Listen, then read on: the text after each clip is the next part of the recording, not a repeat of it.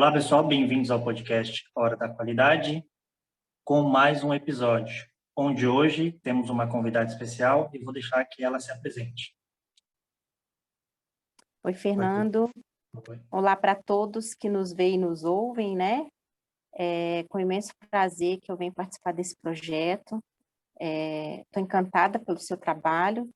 Acho que é de grande valor para a nossa área, que está carente aí de mídias produtivas. Bom, meu nome é Aline Souza, eu sou auditora da qualidade e hoje eu trabalho com o gerenciamento de um organismo de certificação, a BCP Certificadora. Fui convidada por esse desafio. Como a gente conversou, eu fui fazer os cálculos e me assustei até eu mesma com o tempo da área, já estou há 15 anos na área da qualidade, e a minha formação é gerente de obras. Eu fiz gerência de construção civil, e foi através da construção civil que eu fiz esse encontro de almas aí com a área da qualidade, e desde então não saí mais. Caramba. Bom, Aline, eu que agradeço, né, tinha falado com você, né? Acho que todo mundo aqui tem espaço para todo mundo e a gente está para somar, né? Que nem a gente já conversado. Só tenho a agradecer a cada um de vocês, a você pela sua disponibilidade, só tem agora quase 8 horas, bem dizer, né? Toda vez que eu mandava mensagem para você, você sempre respondia o mais rápido possível, né? E a proatividade de marcar. Na hora que eu falei isso, se você aceitava ou não, vamos marcar então. E a gente teve aquele bate-papo, só tenho a agradecer mesmo. Imagina, é um E, já, prazer. e aproveitando, eu queria que você falasse um pouco do que você faz hoje na BCP. Hoje gerencio equipes, né, tanto da área técnica quanto da área da qualidade, e o meu trabalho é de desenvolver e prospectar a BCP e na relação da empresa diretamente com o Inmetro, né? Então, hoje eu estou com a função aí de responder pela empresa perante o Inmetro. Legal. E quais são os serviços hoje que a BCP fornece para os clientes? A BCP hoje ela é uma certificadora de produtos. No momento nós trabalhamos com certificação compulsória e a gente está trabalhando com 7 escopos no momento. Quais seriam esses escopos? A gente trabalha Você lembra? com, sim, brinquedos, artigos escolares, eletrodomésticos similares, potência sonora, ventiladores de mesa, componentes de bicicleta para uso adulto e bicicleta infantil. Nossa, que legal. E a área de eletrodomésticos é muito ampla também, né? Sim, sim, a gente tem bastante produto no mercado hoje e a importação nos últimos anos fortaleceu muito, né, esse segmento. Sim. E já que você está, eu vou estender um pouco da certificação de produto. Sim. Dessas certificações que você falou para a gente, qual que você vê que tem a maior dificuldade no cliente para implementar ou o tempo é maior devido a muitas tratativas que têm que ser efetivadas no cliente ou na própria certificadora? Na sua É, opinião, né? sim, eu já trabalhei com implantação antes de trabalhar com a BCP e falando por experiência própria, a maior dificuldade que eu tive foi com a implantação de eletrodomésticos, principalmente pelo fato de ser um produto que é mais forte na importação, então a quantidade de fabricantes nacionais é menor, e às vezes eu passei por fábricas que eram oriundas de histórico familiar, era um segmento de negócio, e aí se tornou outro. E o que eu acho? O brinquedo, por exemplo, como ele já tem uma certificação há mais tempo, consolidada no mercado, a estrutura de trabalho, ela acabou sendo melhor absorvida. Então, assim, eu percebo que pelos clientes que eu passei na implantação de eletrodoméstico, a gente tinha muita dificuldade, às vezes, com infraestrutura, né? Então, o estilo da fábrica é diferente. Então, o fato do brinquedo, por exemplo, requerer alguns cuidados que do eletrodoméstico não são tão essenciais, né, quanto uma separação de área, um ambiente mais clean, você preservar o produto de contato com possíveis pragas ou contato com o chão que pudesse contaminar o produto, porque aquilo vai repercutir no ensaio final dele, né? Para alguns componentes de eletro, não precisa ter esse mesmo tipo de cuidado, né? Então, acaba sendo ambientes mais rústicos. E, às vezes, você chega para fazer, quando você é convidado para fazer a implementação, é porque a empresa ela não tem ainda estrutura nenhuma de qualidade, né? Então, a gente tem, às vezes, uma dificuldade estrutural e cultural para poder fazer a implantação. Eu mesma já tive em fábrica que eu cheguei e não tinha um computador. Então, a hora que você fala em controle, né, a própria linguagem da qualidade, tem pessoas que estão ali que entendem muito mais do processo. Às vezes eu peguei casos de ter encarregados, por exemplo, que tinha a minha idade só de experiência, e às vezes a pessoa não teve oportunidade de estudar, e aí ela se vê tendo que preencher formulário, usar termo técnico, né, digitar para eles, dependendo, é uma certa dificuldade. Então, dentro do caminho que eu percorri, foi a maior dificuldade que eu encontrei, particularmente. Entendi. Legal. E dessas certificações, hoje, atualmente, qual que você mais gosta em relação à implementação? Ou você acha que cada um tem sua particularidade como uma particularidade boa? Então, curiosamente eu gosto de eletro, porque eu gosto de desafio.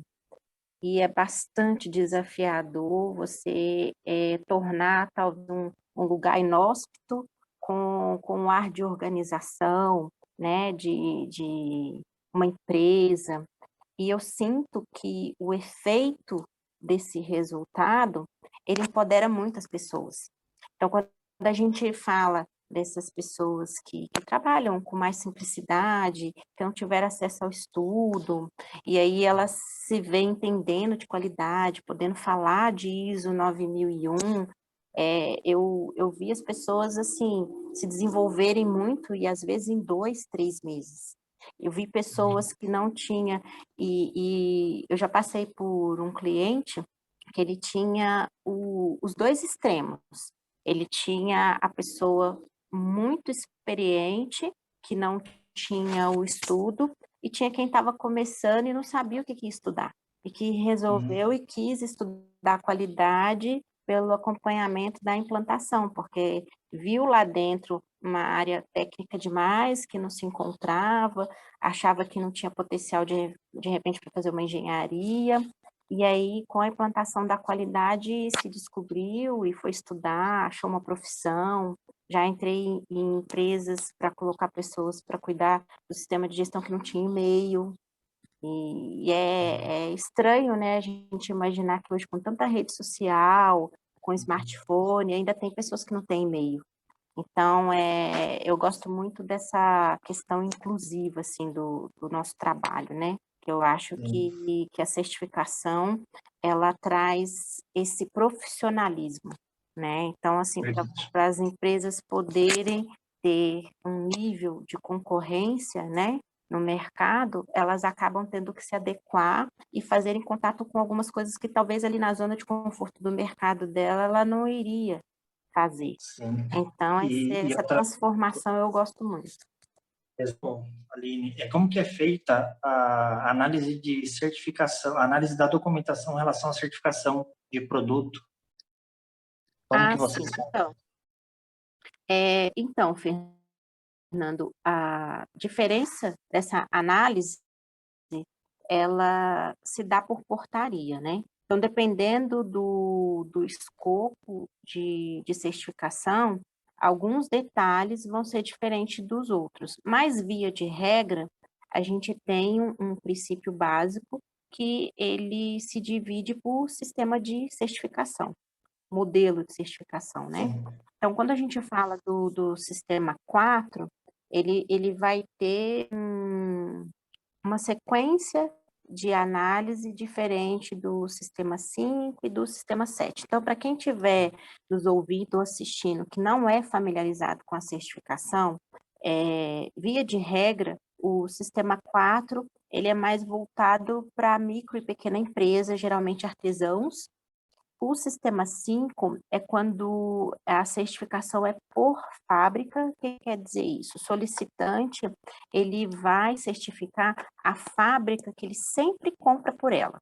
E aí a característica diferente dessa certificação é que ele certifica a fábrica e aí ele pode importar ou ele pode comercializar o tanto infinito que ele produzir, né? Não tem uma limitação. Sim. E aí o sistema 7 de certificação, ele é limitado por lote. Então, dado essa diferença do enquadramento da certificação que o cliente solicita, é que vão ser feitas as análises. Então, assim, o documento inicial, que é a solicitação de certificação, geralmente ela é bem parecida para todos os sistemas e para todos os tipos de certificação e escopos. A diferença vai vir com o anexo dessa solicitação, que a gente chama de memorial descritivo, que aí ele vai trazer a descrição do produto que o solicitante tem a intenção de certificar, né? E aí esse é o tipo de análise que a gente faz uma análise documental, para você fazer um cadastro da empresa, gerar uma proposta comercial, com base nesse documento o cliente te informa as informações técnicas do produto. E aí, quando a gente fala de sistema 4, a diferença é que o artesão ou microempreendedor, por ele não ter uma estrutura tão robusta, e principalmente porque ele está limitado a faturamento, então entende-se que um volume de produção dele é mais baixo, ele não é avaliado pelo sistema Fabril. Então, é feito o ensaio de tipo, e aí vão ser avaliados um amostral dos produtos dele. Entendi. Então, aí é feito os ensaios de laboratório, a gente analisa todas as características do produto, e aí a gente vai gerar um documento que é um plano de ensaios, que a gente vai determinar quais os ensaios tipo, né, que a norma prevê para aquele produto, gerar esse plano de ensaios e programar uma coleta de amostras. Então, a gente tem uma geração de um documento, que geralmente é um relatório de amostragem, né, que a gente chama, e aí esse produto, quando ele chega no laboratório, ele é avaliado, a gente recebe o relatório de ensaios com resultado, então a gente analisa esse relatório e recomenda ou não a certificação, e assim nasce o certificado. Aí, quando você gera o certificado, o solicitante tem o direito do uso do selo. Então, você entrega o selo para ele, dentro de todas as especificações lá e características da embalagem do produto dele, para como esse selo vai ser aposto. Então, o sistema 4 tem essa característica, você basicamente analisa o ensaio de tipo. Quando a gente fala da certificação do modelo 5, que tem aquela característica de que você vai certificar por fábrica, então a gente tem uma quantidade de documentos maiores a serem analisados. Então, as etapas iniciais, elas são parecidas. Então, requer uma solicitação, um encaminhamento do memorial descritivo com as características do produto, a gente vai fazer uma análise técnica desse produto, gerar o plano de ensaios, e fazer aquele relatório de amostragem que a gente vai informar quais são os produtos que precisam ser coletados para serem ensaiados. Além disso, tem todo o trâmite da auditoria. Então, a gente faz uma análise documental antes para saber das condições dessa fábrica ser auditada. Então, se ela tem um sistema de certificação ISO, pode ser que ela não tenha, mas ela tenha documentos que cumpram os requisitos que a norma pede para aquele escopo. Então, a gente fazendo essa análise e vendo a total condição da fábrica ser auditada, então a gente faz um plano de auditoria, que através dele que é feito um agendamento, então o fabricante aceita esse plano, então ele já sabe todo o script do que vai ser avaliado, e dentro da disponibilidade dele, né, e do auditor, e é feito o rito da auditoria. Então, internamente, depois a gente recebe esse certificado certificado não, desculpa, recebe esse relatório de auditoria, e com esse relatório de auditoria, a gente vai anexar aos outros documentos do processo. Então, quando o produto vai para o laboratório, é feito o ensaio e a gente recebe o relatório de ensaios, a gente faz uma análise também do resultado da auditoria e do resultado do ensaio de laboratório. Então, é um conjunto mais robusto de documentos a serem conferidos, né? Analisados, acho que a melhor palavra é essa, né? E aí, dentro dessa análise do final do processo, a gente chama, que a gente vai ver se foram cumpridas todas essas etapas e se todas as documentações estão dentro daquilo que a portaria pede, aí sim é emitido o certificado e concedido ele o uso do selo, né? Salvo algumas portarias que requerem registro de objeto, precisa que o cliente entre com esse requerimento junto ao Inmetro diretamente, né? Uma área específica, que é a parte de registro mesmo de objeto, e aí com esse certificado, ele faz toda uma espécie de uma homologação, vamos dizer assim, e aí ele recebe esse número de registro, e aí esse número de registro que ele vai usar no selo aposto da ABCP. Então, nesse caso, tem algumas portarias que têm uma ação conjunta entre o certificado, o uso do selo da ABCP com o registro de objeto do Inmetro. E no caso do sistema 7, tem menos documentos que o sistema 5 para serem analisados e um pouquinho mais que o sistema 4, porque aí é uma característica de que o solicitante ele vai certificar por lote, ele tem uma quantidade limitada de produto que ele vai comercializar, então geralmente é uma documentação, um processo que inicia com uma documentação atrelada a uma importação, né, que é um pouco característico diferente dos outros modelos, e pode sim certificar lote nacional, não é muito comum, né? Mas se de repente tem empresas, deixa eu tentar dar um exemplo, que o segmento é malas, vamos colocar assim, malas de viagem. E aí, no período sazonal do ano, ela resolve produzir lancheira para atender o início do período escolar.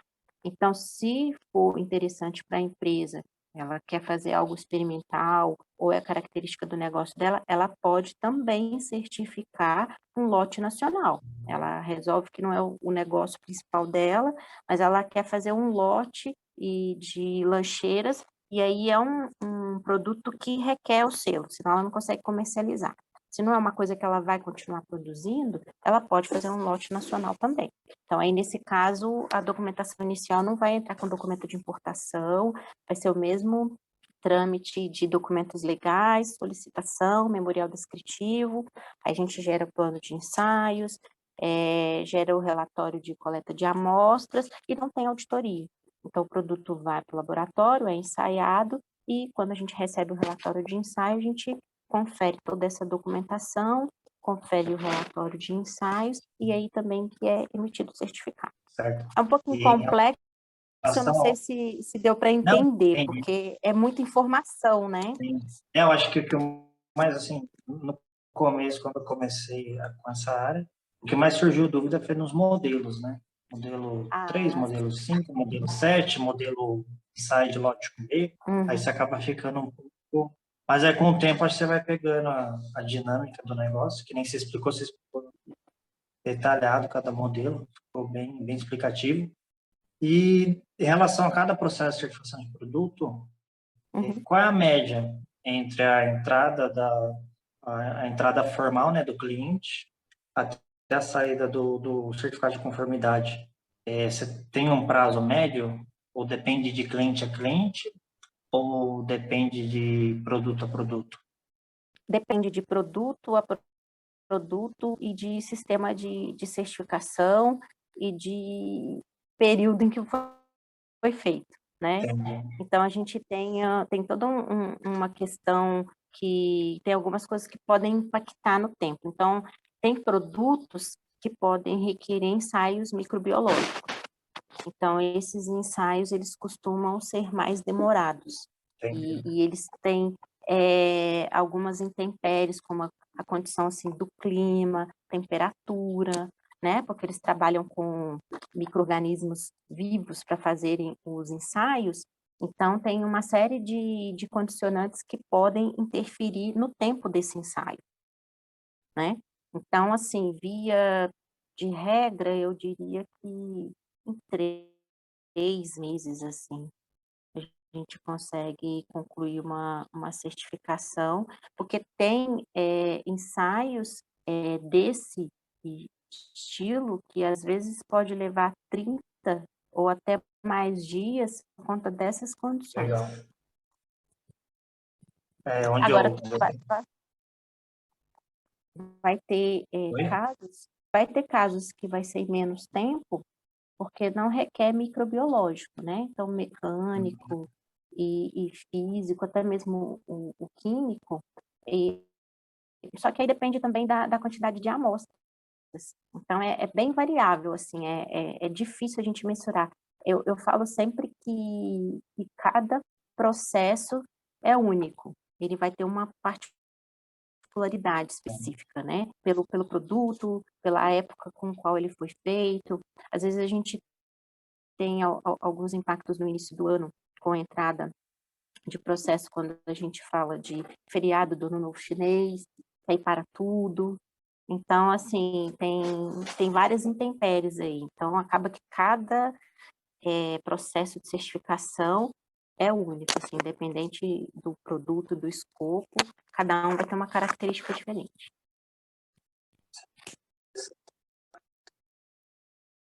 Logo no começo, antes de a gente começar o podcast, você falou que morou na China, né, por 6 meses. 6 meses, né? Você falou, E isso foi. Passei uma temporada lá a trabalho. trabalho. Isso, E que... foram Não pode seis falar. meses imersos. Conheceu muito a cultura chinesa? Olha, eu acho que eu conheci um pouco mais do que eu achei que fosse conhecer por causa da questão de ter que andar sempre com intérpretes. Hum, Então, foi uma experiência muito rica por ser uma cultura muito diferente, por ser um lugar que é o berço da produção do mundo hoje, né? sim. Então, você poder ter acesso às fábricas, ver como que funciona, por ser um país com um regime político e social diferente do nosso. Então, assim, foi uma experiência avassaladora, eu diria assim, né? E a gente tinha um contato muito próximo com as intérpretes, no caso, né? Que no período que eu estive lá, esse primeiro momento que eu fiquei mais tempo, que foram 6 meses, depois eu voltei, passei outros momentos que eu fui 20, 30, até 40 dias para fazer auditorias lá, e aí eu pude, nessas outras oportunidades, visitar outros escopos. Mas no primeiro momento, essa temporada dos 6 meses, eu fiquei imersa em brinquedo. E aí a China, ela é um país continental, né, muito extenso, e ela tem uma característica assim regional, né, das fábricas. Então as fábricas de brinquedo geralmente elas se concentram mais na região sul. E a empresa para a qual fui fazer a prestação de serviço, ela ficava alocada em Xangai, e eu tinha umas intérpretes que trabalhavam com a gente que ficava em Shantou, onde tinha uma filial da empresa. Eu trabalhei numa desenvolvedora de produtos e ela desenvolvia brinquedos. E era engraçado porque eu saía de Xangai, eu e uma outra colega auditora brasileira também, e as meninas intérpretes saíam de Shantou e a gente se encontrava em Guangzhou. E aí chegávamos lá, tinha uma van para cada uma e um roteiro de auditoria. E aí a gente se encontrava, né, nesse meio do caminho e saía cada um assim com a sua missão, vamos dizer. E geralmente a gente fazia isso na segunda e só voltava na sexta. Então eu passava a semana inteira sempre com uma chinesa e um motorista. E aí a gente ficava hospedadas juntas, dividia o quarto, e aí era uma loucura, né? Porque eu sou muito curiosa, e aí eu não conseguia ficar só na questão da auditoria, do trabalho, né? Eu queria saber o que elas faziam, o que elas gostavam de fazer, como que era a vida delas, o controle de natalidade. E foi muito interessante que uma delas que trabalhava comigo, ela tinha 3 irmãos, e eu falei, mas como assim sua família tem 4 filhos e o controle de natalidade, a multa, tal? E aí ela me explicou, né? Ela falou, não, não existe esse radicalismo todo que as pessoas imaginam, né? Já existiu casos extremos no passado por pessoas que não tinham condição financeira. Quando você tem mais de um filho que ultrapassa o controle, o governo estipula uma multa e você paga a multa, né? Que seria, assim, teoricamente, por alto que ela me explicou, como se fosse o que o governo gastaria com essa criança até X idade, algo do tipo assim, eles fracionam. Enfim, é uma coisa maluca que eles fazem lá, mas eu sei que pode ter mais filho e eu achava que não podia. Eu também acho. Então, assim, e eu tenho uma lembrança de, na infância, ver uma reportagem que me chamou muita atenção e tinha crianças mortas na rua, assim, enfileiradas e tal, e aquela coisa do regime, que não podia, que eles tinham filhas mulheres e não queriam, que eles só queriam ter filhos homens. E eu acho que aquela questão do que é vendido, né, na mídia, e às vezes a gente fica refém até você ir ver com os próprios olhos, né? Eu sou de Minas, minha família toda é de Minas, e aí eu falo muito que eles têm que conhecer São Paulo além do Datena, né? Porque se a gente ficar preso só ao que a gente vê nos telejornais sensacionalistas, a gente não vive. É um tal de, não, tem um alagamento, aí me liga, nossa, teve uma chacina. Eu falo, meu Deus, mas eu estou a quilômetros de distância. Então, a gente fica com esse estigma, né, da informação que a gente recebe, e quando a gente tem a oportunidade de ir ver com os nossos olhos, é uma grande experiência. Então, e já voltando da China, para você, qual foi o maior aprendizado que você teve nesses 6 meses e depois nas outras vezes que você foi? Olha, sendo bem honesta, é que o mundo é muito igual. O mundo é mais igual do que a gente imagina. E a gente se coloca como brasileiro, coloca o Brasil, às vezes, num patamar até inferior que outros países, e eu vi que todo país tem sua dificuldade social, mas tem o seu valor como povo, tem a sua potência, né, do que é capaz de desenvolver melhor, e todo mundo quer um lugar ao sol, né? Todo mundo quer estar dentro da globalização, todo mundo quer que a sua nação seja próspera, né? Todo mundo quer um país que as coisas prosperem, que você possa constituir família e que seus filhos possam usufruir do que seu país tem para oferecer. E isso foi uma coisa que eu aprendi bastante lá, assim, principalmente por causa dessa ideia deturpada que eu tinha da cultura deles, né? Foi uma coisa que me chocou bastante, assim, né? Porque aí você vê todo lugar vai ter a periferia, vai ter o mais favorecido, o menos favorecido, e que está todo mundo lutando.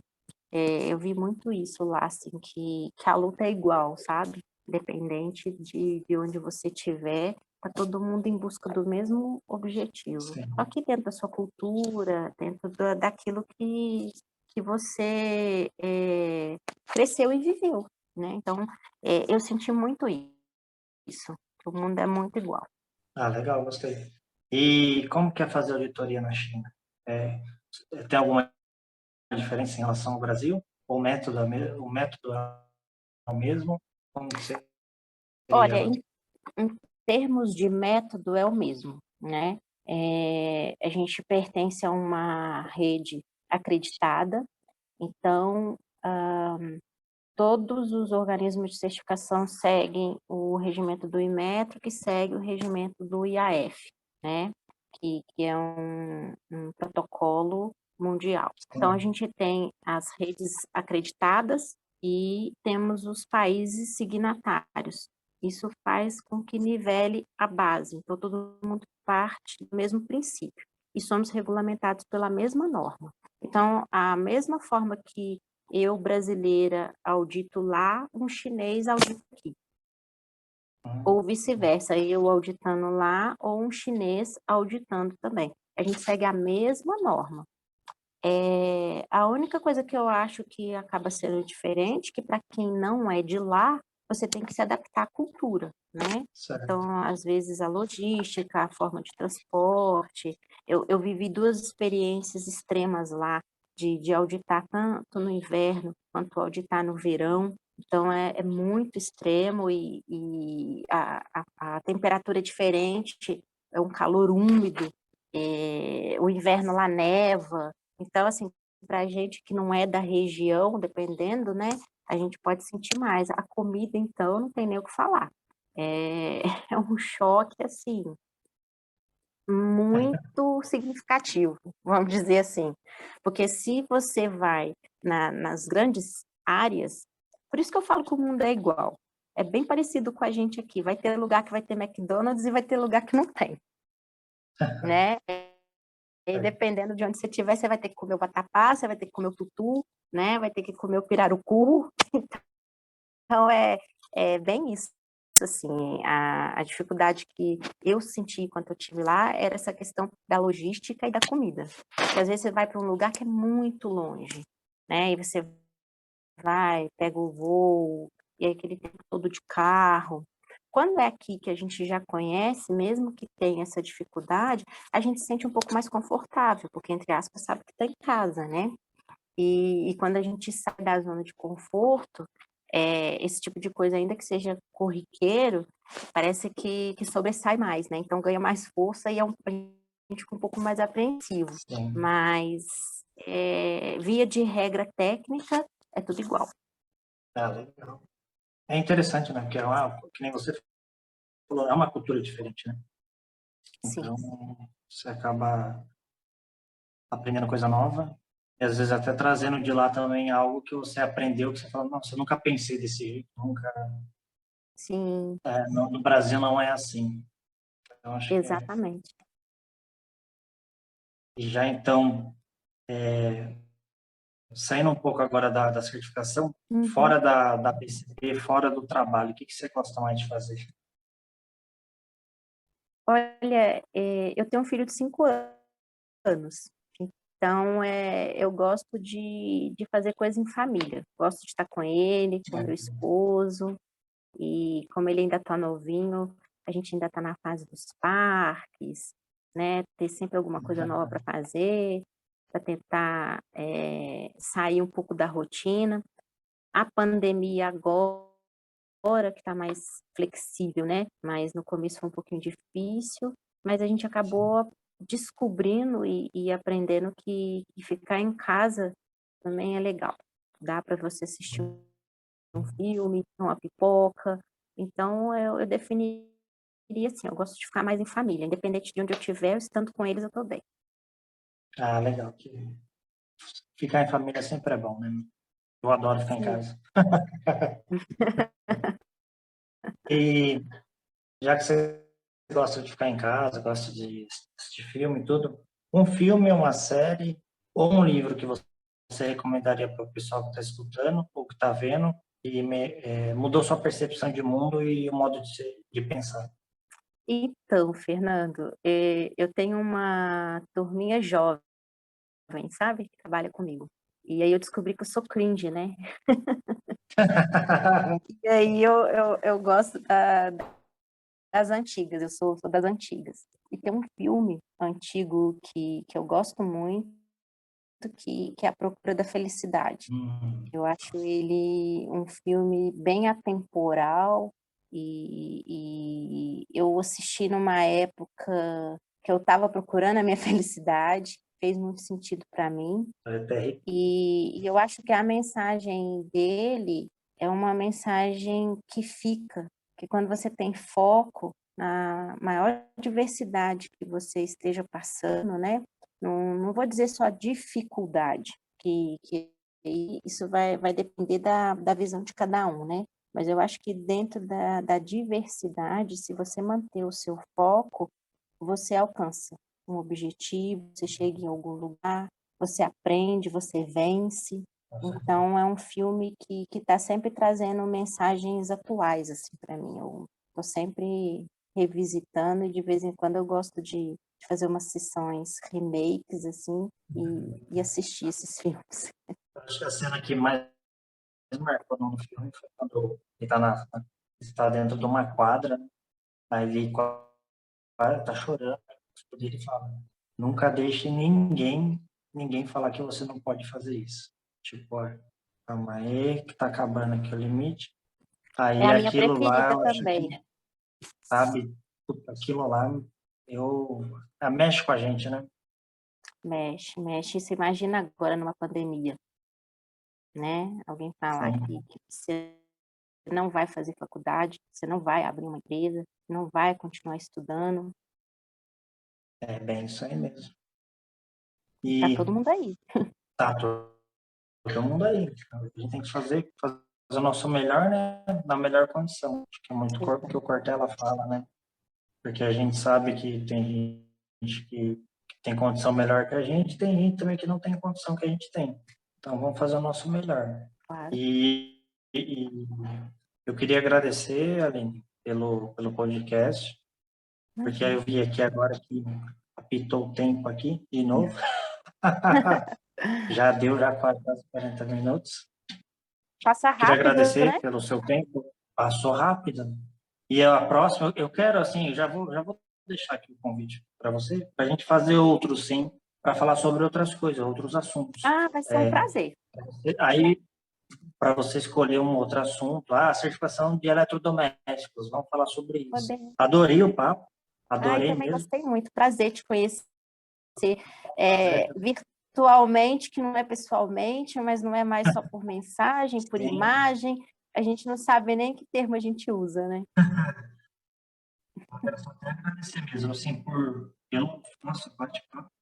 E nem agora, rendeu, já apareceu de novo aqui. Nossa, nem parece que a gente estava conversando tanta coisa e que fica aqui o convite para as próximas, né? Adorei. Já Eu tá aceito. vou deixar que a gente vai se falando, sim. E aí eu quero deixar, quando eu for lá, eu falei para você, né? Quando eu for ir visitar o Giancarlo, eu quero ir aí também. Isso, vem tomar um café Se aqui puder, comigo. vou aí tomar um café com você e conhecer a BCP, por ter Ah, vai ser um dado, prazer. só tenho a agradecer mesmo. E aí Vamos depois, marcar, hein? vamos marcar sim, vamos marcar. A gente vai mantendo contato, sim. Eu só tenho mesmo a agradecer. E se você quiser falar alguma coisa, deixar um fechamento. Bom, quero agradecer a oportunidade, dizer que é muito importante a gente ter esse canal aberto, poder falar das nossas experiências, poder falar da nossa área, que é pouco divulgada, e, sobretudo, saber que, de alguma forma, o que a gente viveu pode contribuir, né, para os novos que estão chegando, que é uma área promissora. Então, eu tenho certeza que a certificação veio para ficar já há algum tempo e vai permanecer por muitos e muitos anos, e é muito bom poder revisitar toda essa trajetória, saber que a gente faz parte, de um legado maior e que a gente está trabalhando em prol de alguma coisa para o bem da sociedade, para a segurança dos nossos filhos, dos nossos sobrinhos e, com certeza, dos nossos netos e bisnetos. Com certeza. Então, eu queria agradecer a oportunidade e me colocar à disposição. Eu que- Se precisar, estamos aí. Pode deixar, eu que agradeço. Pessoal, só seguir lá na Hora da Qualidade, né? Eu vou estar postando. JFer Suzana e o LinkedIn João Fernando Suzana. Aí depois você vai deixar suas redes, né? Aí eu Isso, vou marcar você nas postagens e tudo mais. perfeito, combinado.